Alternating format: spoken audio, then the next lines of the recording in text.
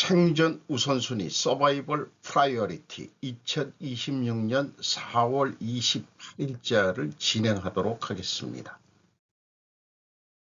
오늘의 편집 내용입니다.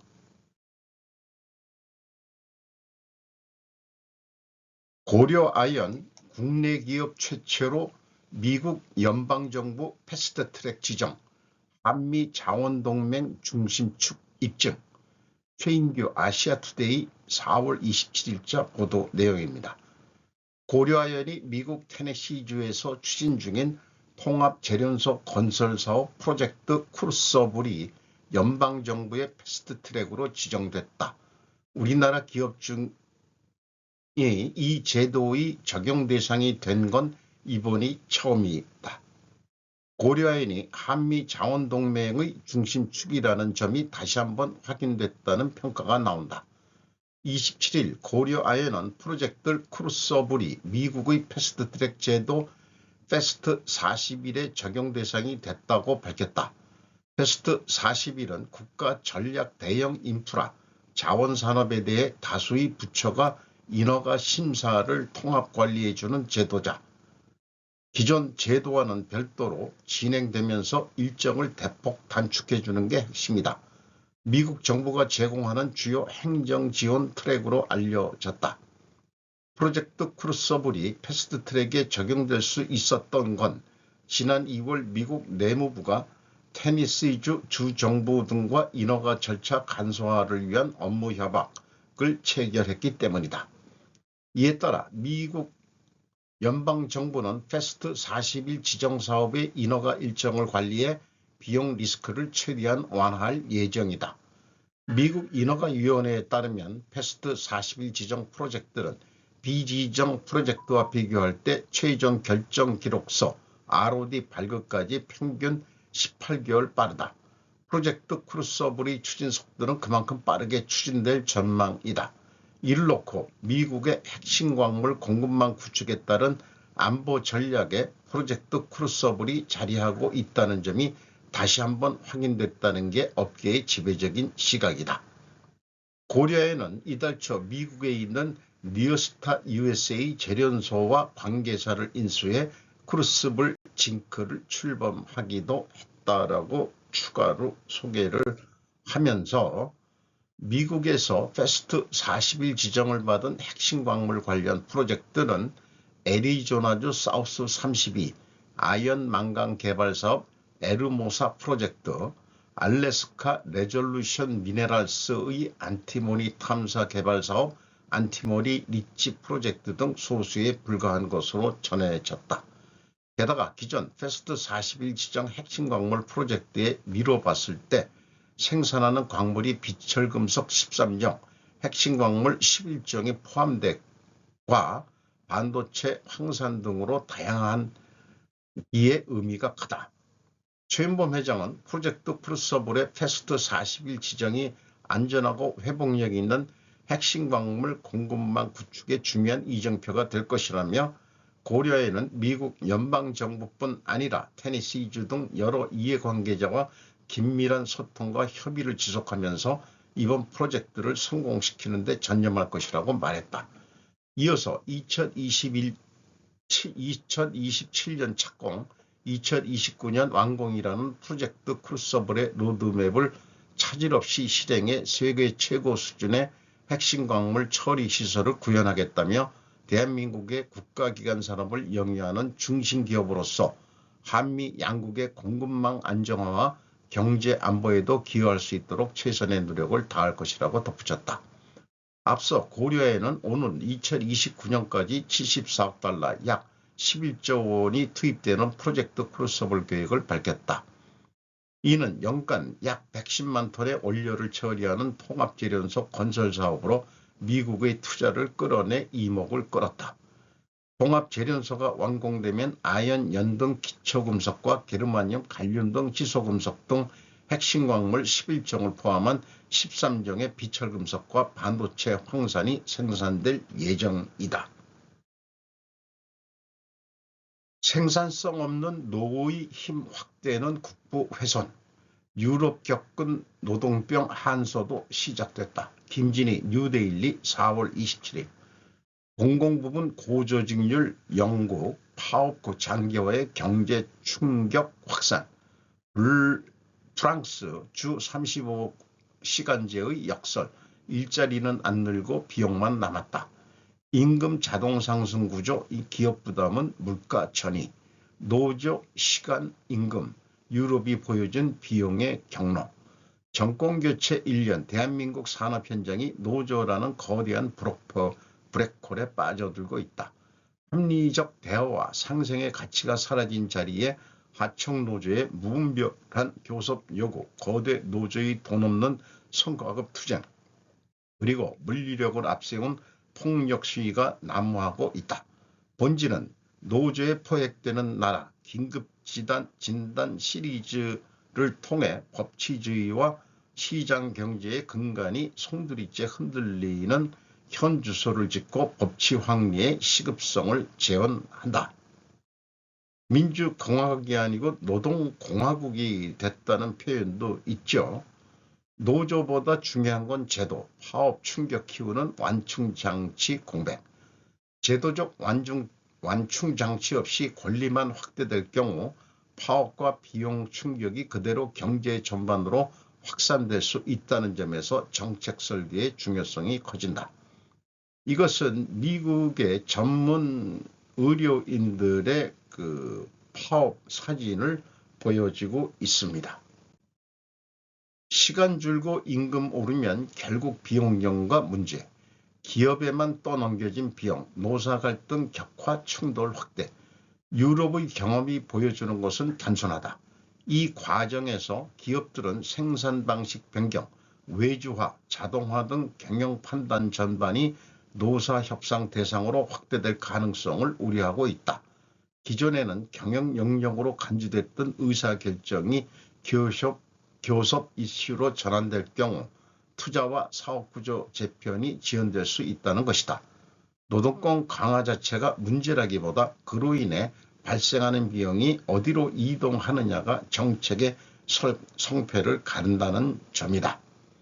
노란봉투법 역시 원청 책임을 확대하는 데 초점이 맞춰지면서 비용과 리스크가 기업에 집중되는 구조를 만들었다는 비판이 제기된다.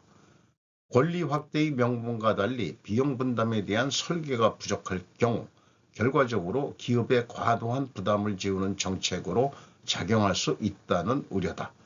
비용 분담 구조가 불명확한 상태에서 부담이 한쪽으로만 누적될 경우 노사 간 충돌이 격화되며 산업 현장의 갈등만 키울 수 있다는 지적이다. 근데 이렇게 읽으면서 의문이 들어가면은 기사가 뭔가 잘못됐다 하는 느낌도 있습니다.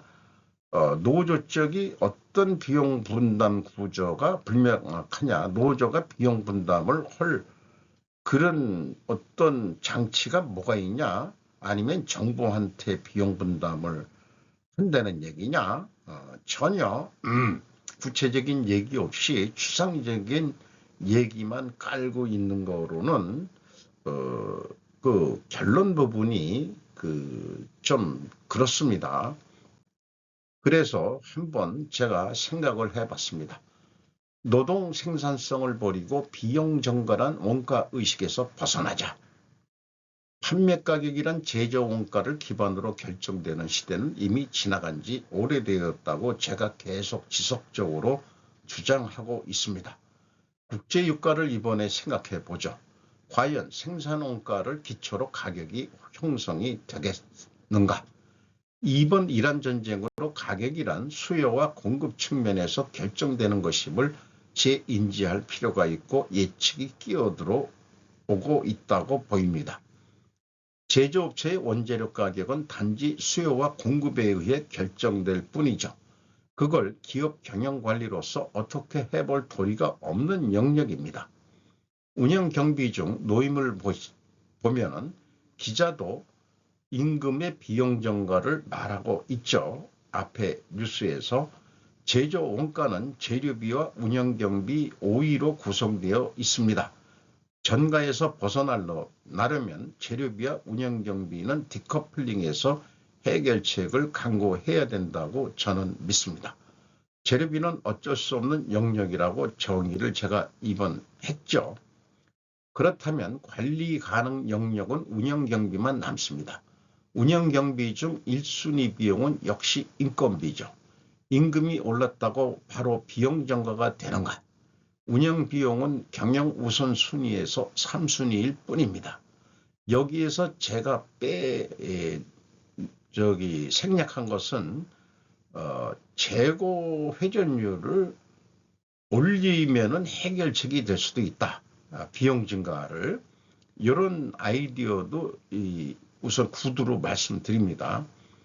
중요한 것은 판매 가격을 어떻게 올릴 수 있느냐를 생각해야 한다. 재료비야말로 연동형으로 우선 설득한다면 먹혀들 확률은 높다. 제조원가 개념으로 한다면은 제조원가에서 재료 비율만큼 영향을 받으니까 그거를 협상자료로는 할 수가 있다고 생각을 합니다.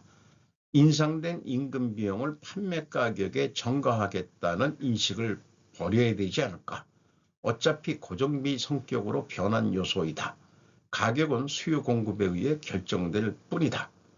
고정비를 줄이기 위해서 할 수 있는 일은 바로 AI 자동화로 가는 길이다. 이것도 협상 대상에 된다면은 좀 의사결정에 난항이 오긴 오겠죠. 여기에도 선투자가 필요하다. 다만 노조는 자신들의 일자리가 없어진 다음에야 후회할 것이라고 저는 믿습니다. 그러니 상생의 길을 모색하라. 노동위 CJ 대한통운 한진 화물연대 개인사업자 택배 노동자들 사용자 교섭 대상이라는 제목으로 권효중 박다혜 기자가 한겨레에서 4월 27일 보도했습니다. CJ 대한통운과 한진이 법의 노조 논란이 있는 공공운수노조 화물연대 소속 택배 노동자들의 사용자로 교섭 대상이라는 노동위원회 판단이 나왔다. 개인사업자 형태의 노무 제공자, 특수고용 노동자로 구성된 화물연대가 노란봉투법, 개정 노동조합 및 노동관계조정법의 적용 대상이라며 노조법상 노조로 인정한 것이다. 사용자성을 부정하며 갈등을 키우고 있는 CU 원청과 화물연대 교섭에도 탄력이 붙을 것으로 보인다.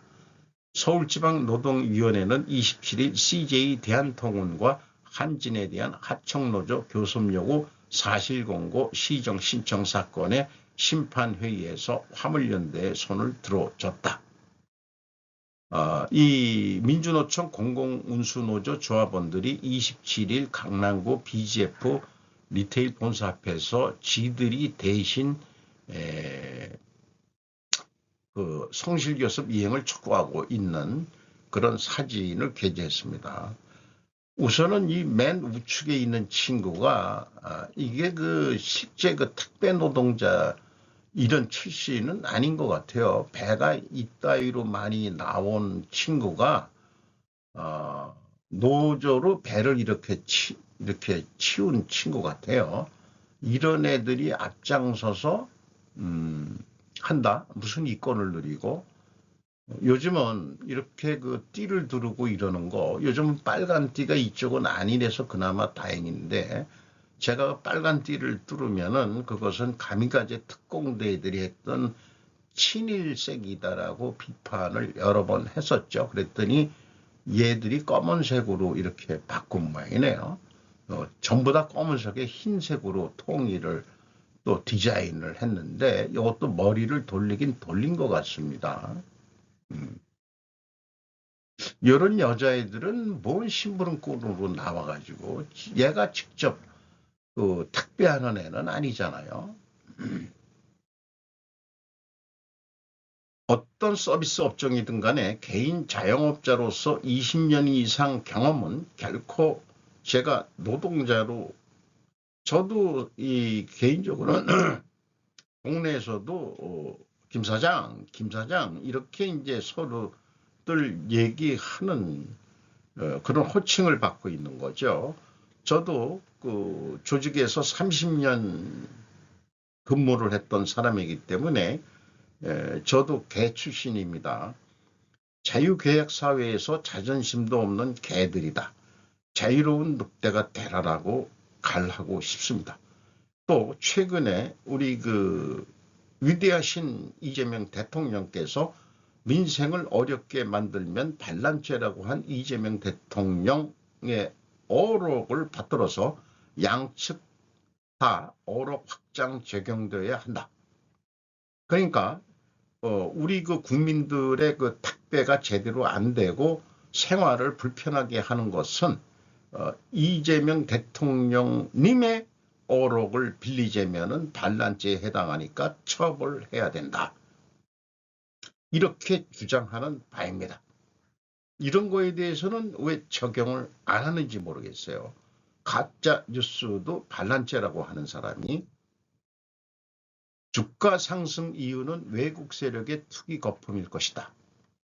도쿄 주가 첫 종가 6만엔 넘어 전투정결기대 대돌파. 지식통신 경제부 4월 27일 6만 537.36엔으로 마감이 됐고요.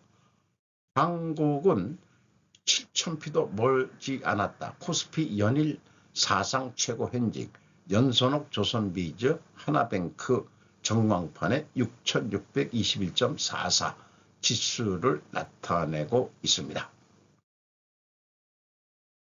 쿠팡 김범석 동일인 지정 초읽기, 경제안보 흔드는 한미동맹 뇌관되나. 전성무 뉴데일리 4월 27일. 공정위 2026년 공시대상 기업지단 지정 결과 곧 발표. 쿠팡 김범석 동생 경영 참여 정황의 동일인 가능성 커져. 동일인 지정 시 미 통상 압박에 핵 잠수함 후속 협상도 차질. 공정위 쿠팡의 실질적 지배력 행사하는지 중점적으로 볼 것. 공정거래위원회가 조만간 쿠팡 창업자 김범석 의장의 동일인 총수 지정 여부를 결정할 것으로 알려졌다. 공정위는 지난 2021년 쿠팡을 대기업 집단으로 지정한 뒤 쿠팡 법인을 동인으로 봤다. 김 의장의 동인으로 지적될 경우 한미 간 통상 외교 갈등 나아가 한미 안보 동맹의 균열로까지 이어질 수 있다는 관측이 나오고 있다. 2026년 공시대상 기업집단 지정 임박, 김범석 동일인 여부 결론.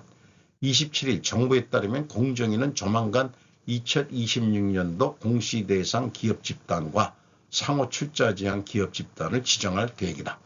동일인 지정 법정 기한이 5월 1일이어서 이번 주 안에 결론이 내려질 것으로 보인다.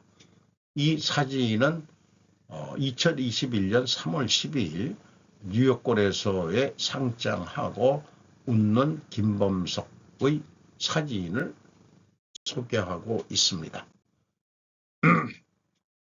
동일인으로 지정되면 본인뿐 아니라 친족과 특수관계인의 지분 보유 및 거래 내역 공시 의무가 부과되며 지배구조 투명성 확보와 경제력 집중 억제를 위한 각종 규제의 적용이 대상이 된다.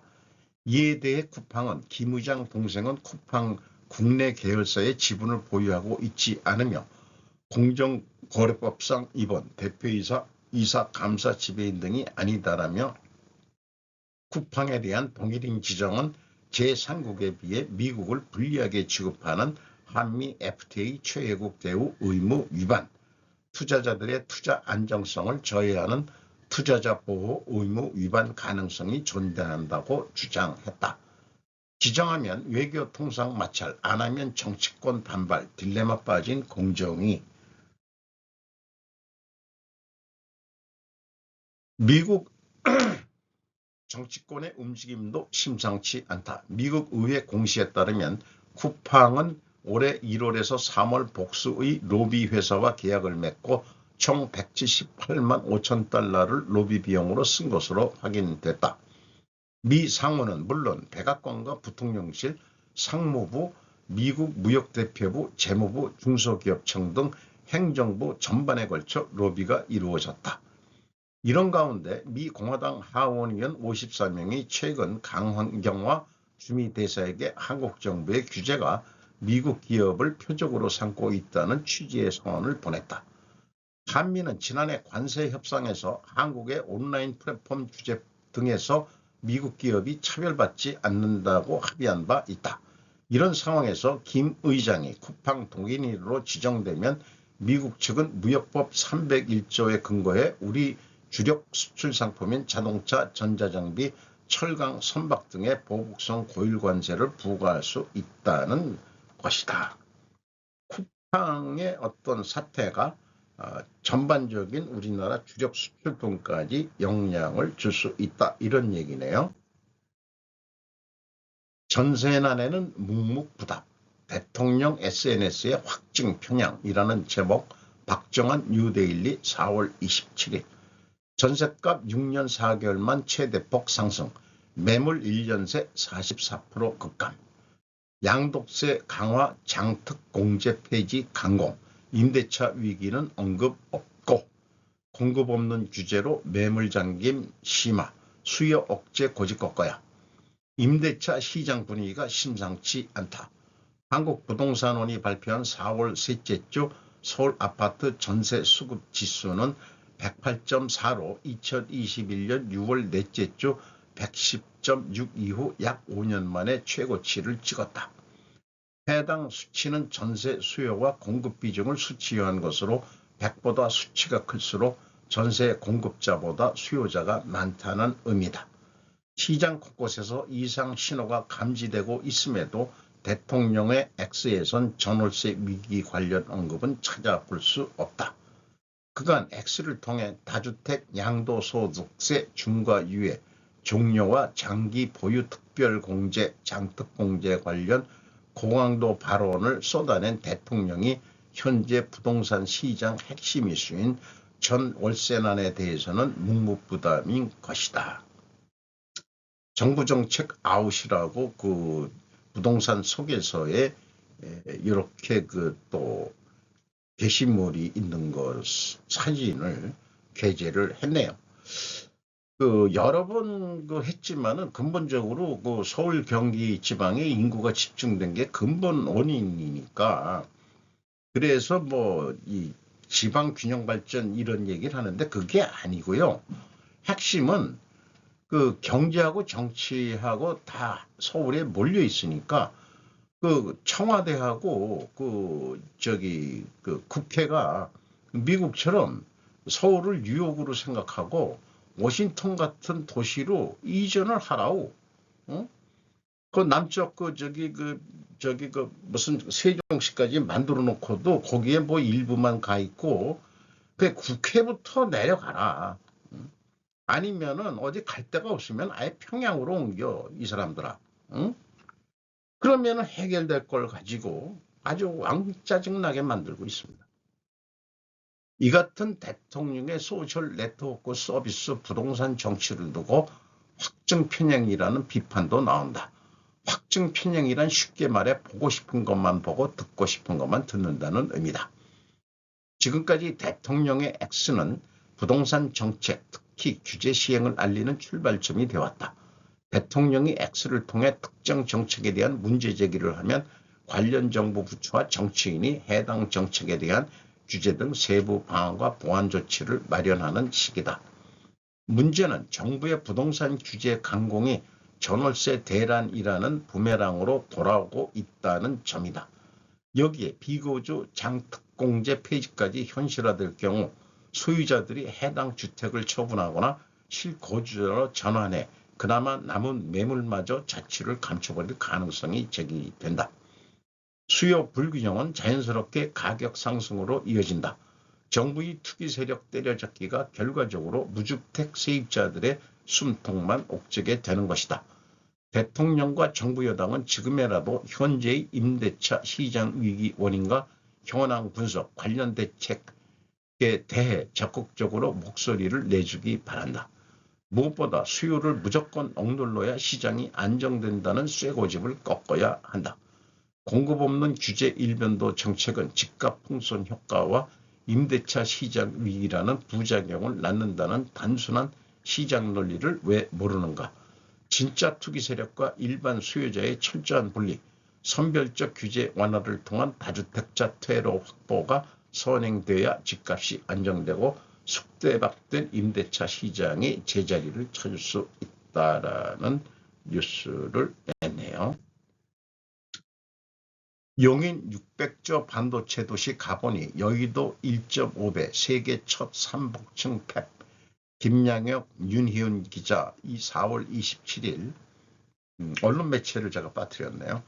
국내 최대 공사 현장 하루 1.7만 명 투입.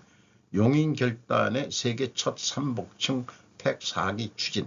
SK 하이닉스 세차장 공원 조성 상생 나죠. 아주 원산면이라고 그러는데 용인이라고 그러죠.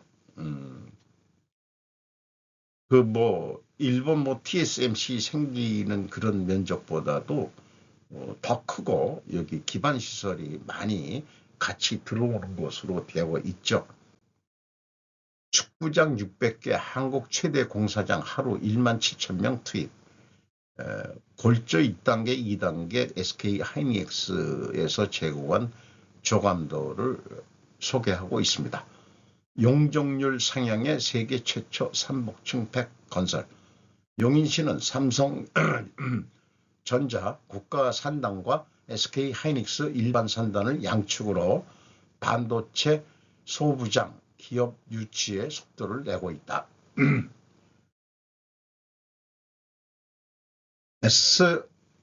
ASML, 램 리서치, 도쿄 일렉트론 등 글로벌 장비 기업의 한국 법인을 포함해 국내외 93개 기업이 입주했거나 입주를 추진 중이다.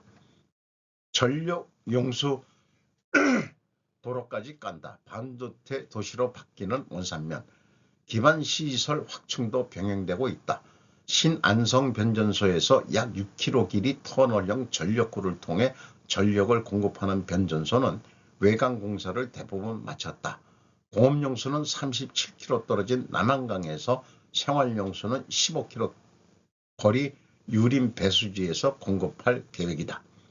교통망도 빠르게 개선되고 있다. 공장에서 남영인 IC까지는 차량으로 10분, 서울 강동 IC까지는 30분이면 닿는다. 용인 JC를 통해 영동 고속도로를 이용하면 이천 SK 하이닉스 공장까지도 40분 거리다. 그래서 그렇게 멀지 않고 물류는 크게 문제가 안 될 것이다 하고, 또 큰 돈을 들여서 이런 느티나무, 당목이라고 보통 우리가 그러죠. 이런 거를 또 SK가 옮겨다가 동네에 심어준 거 사진을 보여주고 있습니다. 아무리 과학적인 시대라도 옛날 우리 전통적인 그런 사상, 신이 내리는 곳, 이런 느낌이 주는 그런 전통은 이어지고 있네요. 청교밤 용의자는 백악관 특보원 만찬에 더 많은 보안이 필요할 것으로 예상한다고 썼습니다. 백악관 특보원 만찬 총격 용의자의 매니페스트 선언문에 있는 내용. 제니퍼 제이콥스 CBS 뉴스 4월 27일. CBS가 입수한 사본에 따르면 백악관 특파원 만찬 총격 용의자는 최고위에서 최저위로 우선시되는 트럼프 행정부 관리들을 표적으로 삼을 계획이라고 밝힌 매니페스토를 작성했습니다. 32세의 콜 앨런은 법 집행기관, 호텔 직원, 손님들이 자신의 의도된 목표는 아니었지만 행정부에 도달하기 위해 여전히 공격할 것이라고 썼습니다. 그렇게 되지 않기를 진심으로 바랍니다. 앨런은 저녁 식사 밖에서 산탄정, 권총, 칼로 무장한 보안 검색들을 기소했다고 법무장관 대행인 토트 블랑시가 말했습니다. 법 집행기관 소식통은 CBS 뉴스에 앨런의 동생이 자신과 다른 가족들이 받은 이메일에 놀란 채 토요일 밤 코네티컷에서 경찰에 신고했다고 말했습니다. 당국은 캘리포니아 토런스에 있는 그의 집과 만찬이 열리고 있던 워싱턴 히튼 호텔의 10층 호텔 방에서 다른 글귀를 발견했다고 밝혔습니다. 앨런은 행정부의 범죄가 자신의 손에 옷을 입히는 것을 원하지 않기 때문에 공격을 감행할 계획이라고 말했습니다. 그는 트럼프 대통령이나 이 사건을 언급하지는 않았지만 최고위에서 최저위로 우선시하는 행정부 관리들을 표적으로 삼을 의도라고 말했습니다. 트럼프 만찬 총격 사건 이후 와일스 축출 압력 강화라는 별도의 뉴스가 있네요. 비서실장. 이게 비서실장이 제대로 그 스케줄 제대로 못 잡고 뭐 이런 건가요? 한국 의료관광 사상 최대 미용 등 일본인 30% 2025년 지식통신국제보도부 4월 27일. 내용 읽는 것은 요거는 생략하겠습니다. 제가 그 표를 찍게 했는데 한국에서 일본으로 간 관광객이 946만 명, 일본에서 한국 왕래한 한국으로 온 관광객 365만 명, 하루에 10,000명씩 들어왔다는 얘기네요. 365일이니까. 그래서 전체는 1,300명의 왕래개가 됐는데 우리나라가 한 7알 이상 가면은 일본 사람이 우리가 17명 가면은 일본 사람은 3명 온다는 얘기인데 좀 더 많이 오게 하려면 어떻게 해야 될까요? 그 성형으로 오는 사람들이 뭐 60만 명? 중국이 60만 명, 일본도 약 60만 명, 이 정도 오고 있다고 그러네요. 성형, 미용으로, 성형이 아니고 미용으로 피부 관리, K 화장품 이런 것도 좀 더 그래서 좋아진다고 그러고 어쨌든 좋은 소식입니다. 닉게이 삼성전자 중국서 TV 가전 판매 철수 미 시장 집중. 김경민 뉴스 1에서 4월 27일. 연내 판매 중단 결정, 재고는 2026년까지 소진. 중국 업체 약진, 애국 소비 영향, 삼성 확정된 바 없다고 일단은 하고 있습니다. 이것은 제목으로만 읽고서 넘어가기로 합니다. 천부정정 공시고발을 좀 제가 해야 되겠습니다. 그 택배 때문에 CJ 대한통운을 했는데 이렇게 중간에 그 천부정정이라는 경우가 공시될 때는 이 사업 보고서는 주석 내용들이 있어가지고 분석하는데 제가 다 그것을 활용하는데 이 천부정정이면은 그 주석 내용들이 싸그리 없어지고 영업 보고서만 첨부가 되는데 그게 PDF 파일로 되어 있는데 글씨도 작고 그것이 그 분석을 위해서는 일일이 입력해야 되는 또 보이지도 않고요. 그게 뭐 그런 거를 받아가지고 뭘 어떻게 하겠다는 건지. 그런데 제가 그 우리나라 방산의 이 대표 주제인 하나 에어로스페이스를 2025년도 실적을 꼭 이 분석하고 싶은데 이게 올해 사업 보고서가 그 첨부 정정으로 돼 있어가지고 전혀 지금 뭐 그거를 정성을 들여서 PDF를 확대해가지고 일일이 제가 뭐하러 입력을 하겠습니까? 저간 이런 제도가 있다는 거, 왜 이 공식 프로그램이 뭐가 잘못된 것 같아요. 첨부 정정은 첨부만 정정시키면 되는 건데 왜 기존에 있는 사업 보고서의 주석들이 다 날아가느냐? 뭐가 숨기고 싶을 때 이런 짓들을 하는 건가요? 그래서 이 대한통운 2025년도 거를 분석하면서 2024년도에 어떤 특별한 사건이 있었는지 한번 우리가 추적해 보기로 합니다. 참고하시고요. 그 1기 분기 조금씩 나오는 것을 여기다가 좀 소개를 합니다. 그 빨간 글씨로 되어 있는 경우에는 아주 여기 영업이익 등이 다 내려가고 있다는 그런 표시를 했습니다. 오늘도 좋은 하루 되시기 바랍니다. 굿아이.